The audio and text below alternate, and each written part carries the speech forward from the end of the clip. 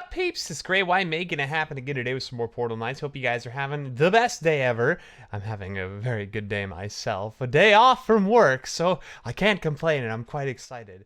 Today we have a special treat. I kind of hinted at this in the last video. If you saw that, you kind of know what's coming. But let me just give you a quick introduction to today's adventure.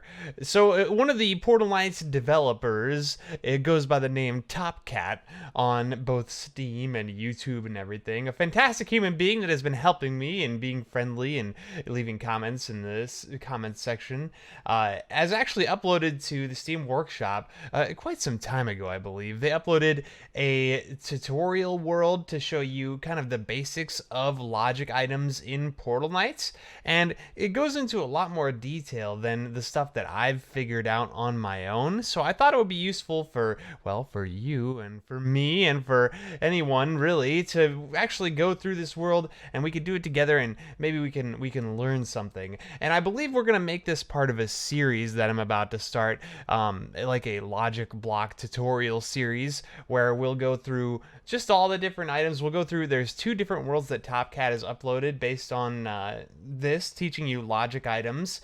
And we'll probably, I think, do a kind of like a build it together sort of series where I have an idea for a game that I want to make that I think should be pretty simple, but pretty advanced too, like a pretty moderate kind of build that involves logic blocks that I think you guys might enjoy seeing built, and it might help, you know, kind of get the wheels turning for some ideas you might have for a fun build. But without further ado, why don't we jump in and go ahead and take a look at this world. We're just going to kind of follow this path along and learn as we go. So let's look at this first sign. Oh, shush it, alarm. I'm trying to do a video. Don't you know that? Welcome. Feel free to play with the shown examples or use them as a source of inspiration for your own creations. Wonderful, TopCat. Thank you. Look, a light. Can we turn it off? We can't. Another sign. The crystal blocks symbolize the connection between the different objects. You can set up connections with the connection tool. So if you guys don't know, the connection tool is at the top of the logic tab in creative mode. Now over here we have pressure plates, can activate other objects while a player or an enemy stands on it. So we can go here and we can see that the connection here is they connected the pressure plate up to the 2 lights. So that's where the connection was made. So if you have the connection tool in your hand, you'll simply grab a connection from this pressure plate, zoop, zoop, zoop, and connect it to the 2 lights. Pretty straightforward. And then you run on it and it activates it. One thing to note is that they say enemies should actually trigger the pressure plate. I know for a fact that they do not right now, but fear not. I got a comment on my last video from TopCat saying that they are currently looking into that issue, as well as the enemy spawn issue that you may or may not be familiar with. I have talked about in my last video as well. And hopefully these things will be fixed sometime soon. I'm very excited, very optimistic. A lovely, lovely people over there at Keen Games. Now, the next one here. Levers switch the state of connected objects when interacting with them. So here we can see this lever, zoop, zoop, zoop, connected to the 2 lights. The lever is currently in an off position. You can tell because there's no light emanating around it. If we hit the E toggle, oh, it turns them on. Wonderful. Very straightforward. So we simply connect this to those and it works perfectly.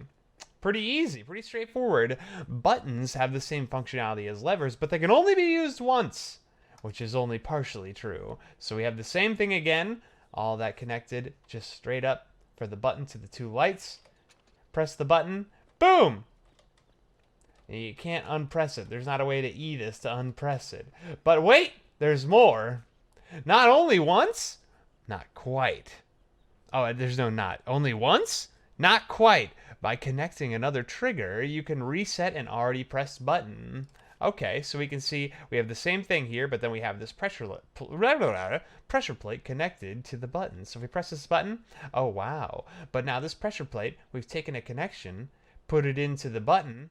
So I step on that, boom, unpresses it. So any signal sent into a button will unpress it. Wonderful to know. Next over here, doors can be connected in 2 ways. One shows the lock state, with a chain in the color of the trigger. The other does not. So we can see that example here. So we have one lever, a red lever, yellow lever, red, lever. We have those connected. If we look, the chain is going up here. It connects to the door. It goes up here. It connects to this thing.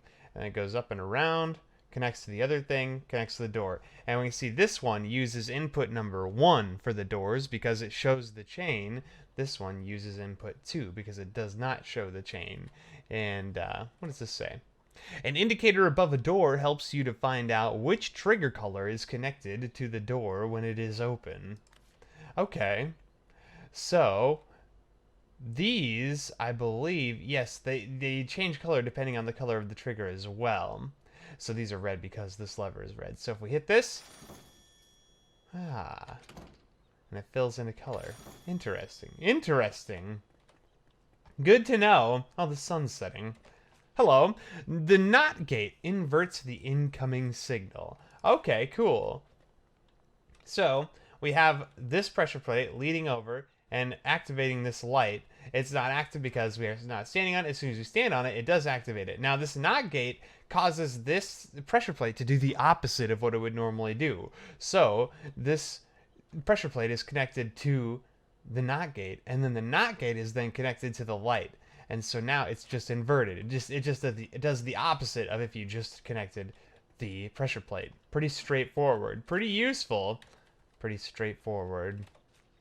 The AND gate activates connected objects only when both incoming signals are active.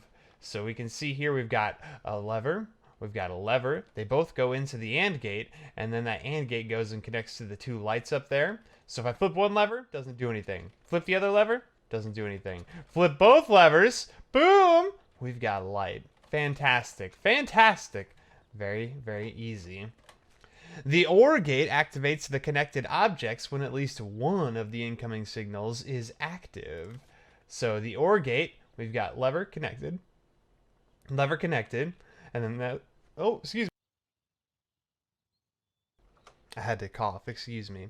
And then we have that OR gate connected up to the two lights. So that one turns it on. That one turns it on. Both of them turns it on. None of them does not. That's how an OR gate works. So if at least one of those signals is sending a signal, that sentence needed some work, but you get the idea. Let's go over here. The XOR gate, or exclusive OR, I believe that stands for, activates the connected objects only when one of the incoming signals is active. So it's only going to work when one of them is active. So we can see here the XOR, same thing, the two inputs going into it, and then it is connected to the two lights. We connect one, it works, but watch this. Connect the other one, doesn't work, because both of them are true. This only works if only one of them is true. So we turn that one off, it works. Do that, that works. That doesn't work.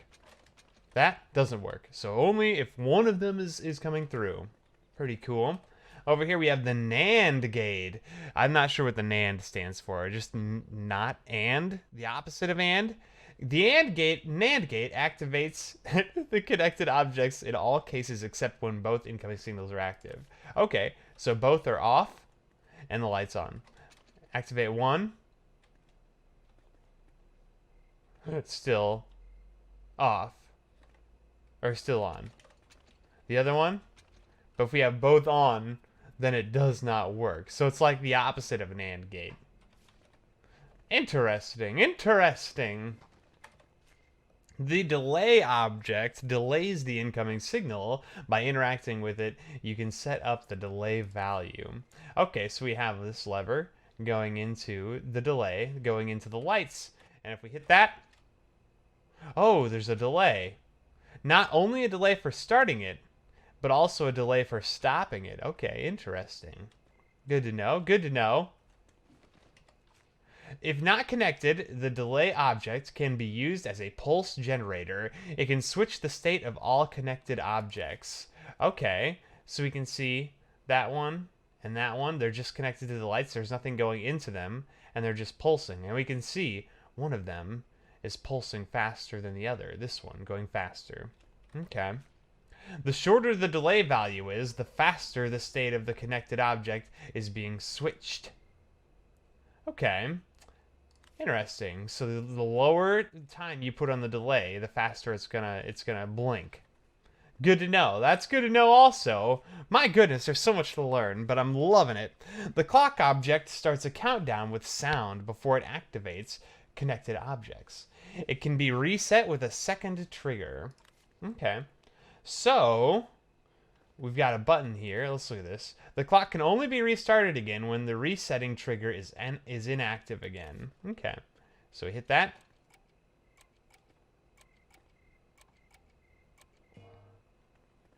Ah.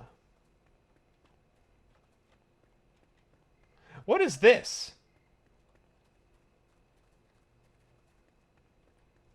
That's not an Nand Gate, and it doesn't look like the right color for a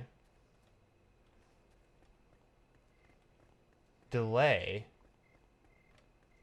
You know what? I don't know what this thing is. Oh, it's a timer, duh. Oh goodness, I'm such a big dumb dummy. The timer is a physical object. Okay, I see what's happening. Okay, let me explain this. So we step on that and it resets the button.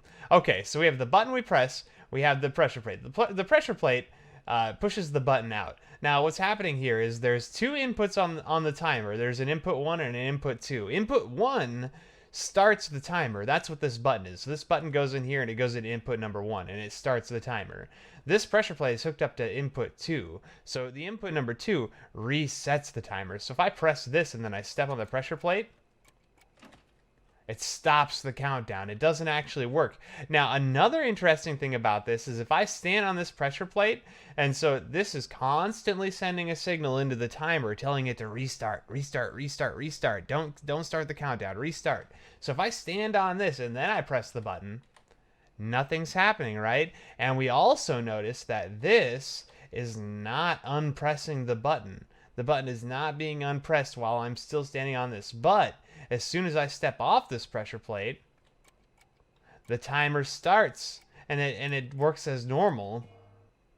But then if I come and step on it again, boom, unpresses the button. So you got to know if you want to have something reset the timer or unpress the button or do whatever you want to do, you need to activate that after you've started the timer, press the button or whatever. If it's active currently, it's simply not going to work. So it does matter sequentially how you do things, in what order you do things. It does make a big difference. Interesting. Next, the timer object has the same functionality as the clock, but it stays silent. Okay, okay. You can set up the countdown for both objects by interacting with them while having the connection tool equipped. Yep, so connection tool, you click on that, and it allows you to set how long you want the countdown to be. So you can see here, this is doing the same thing, but we don't hear anything. Step on that, unpresses it, turns it off, resets the timer. Pretty straightforward. Cool. Now over here, traps can be connected in two ways. One lets the trap fire its normal pattern. The other way ignores the trap pattern and lets the trap shoot only while the incoming signal activates. Okay, okay. So here we have the input 1. And it just kind of shoots on an interval there. It looks like one every 1 second or so. Maybe a little slower than that. Maybe every 2 seconds. And then over here, turn that on, and it just shoots. It's just shooting. Just once. Just once. Now if I spam this, it shoots much faster. It's much faster when you just spam it than if you just turn on input number 1. That's cool. Interesting. Good to know. Oh, what's going on over here? Rotating traps are more special. They can be turned with one incoming signal and activated with the other. So input number 1 causes it to start firing.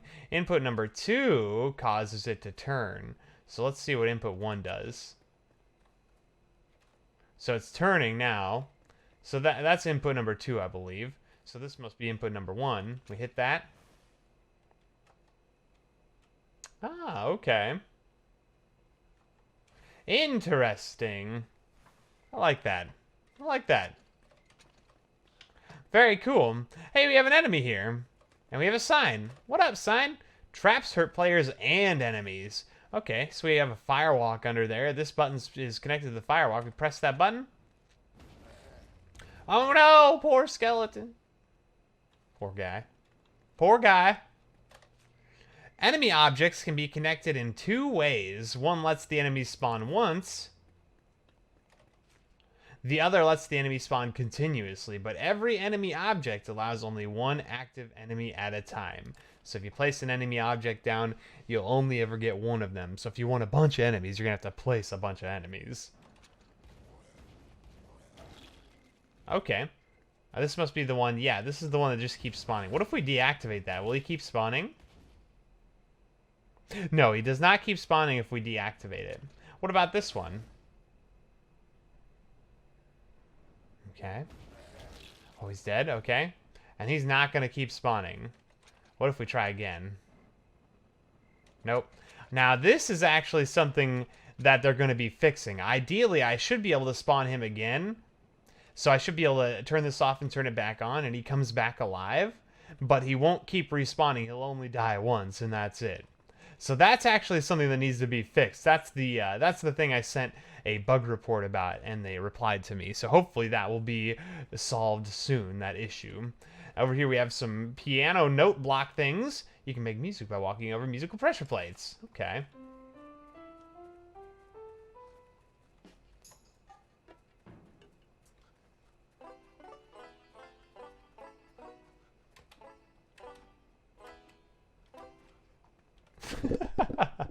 Those are fun. Or by triggering music blocks.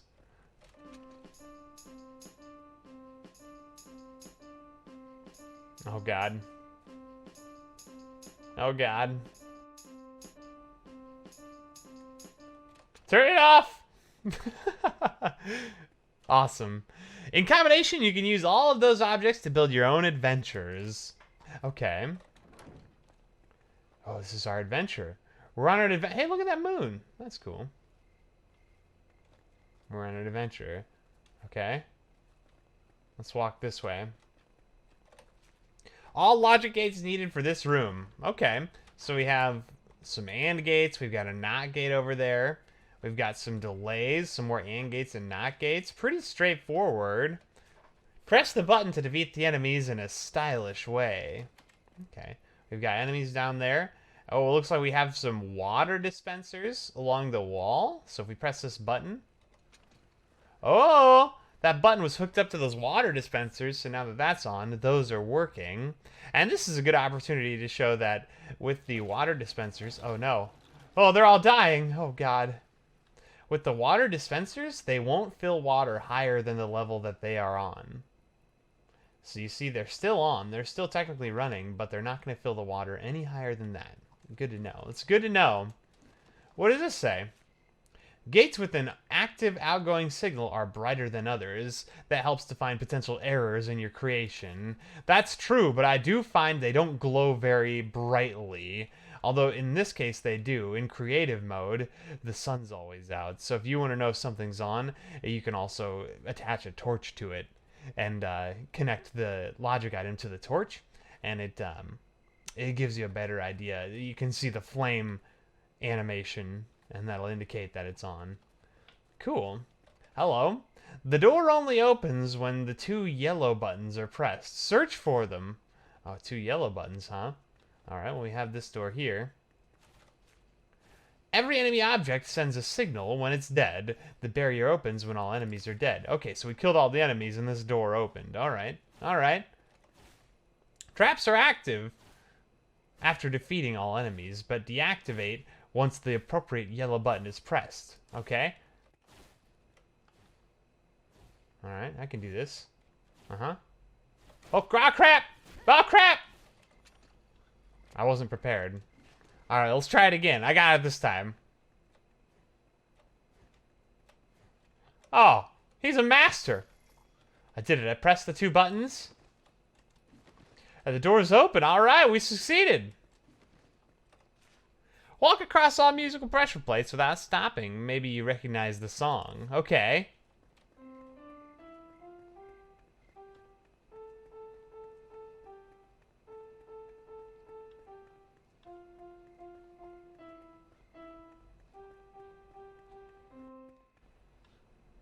I don't recognize that song. I hope you guys do. Maybe I'm just uncultured. I don't know. I'm not sure what that song was. You can use the obelisk to mark the end of your adventures. Now it's up to you to create something awesome. Have fun. Okay. We did it! Woohoo! That's the end of our adventure. Guys, that's the very, very, very, very, very basics of logic blocks. Next episode, we're going to take a look at the other world that TopCat has, which is about waypoints and checkpoints, and there's a lot of good information in that one too, but that's gonna be it for today, guys. I'm gonna put a link to TopCat's Steam Workshop page for this so you can download it and go through this yourself if you want to. Is there anything that you guys didn't see in this video that you would like more information about? If you leave a comment, I'll be happy to answer it. I'm relatively knowledgeable about this stuff. I've made quite a few projects using these logic blocks, so pretty much any answer you have, question you have, I should have an answer for you, I would think. But yeah, guys, make sure you do like this video, subscribe to the channel if you haven't already, and just leave a beautiful comment about anything. I don't care. Let's talk about pizza. I love pizza. Gosh, I love pizza. I haven't eaten pizza in so long though. I'm trying to get ready for bikini season, so I'm not eating pizza right now. Is this the right way to end a video? I don't think it is. Guys, you've been a pleasure as always, and I hope you do have just the best kind of day. See you later.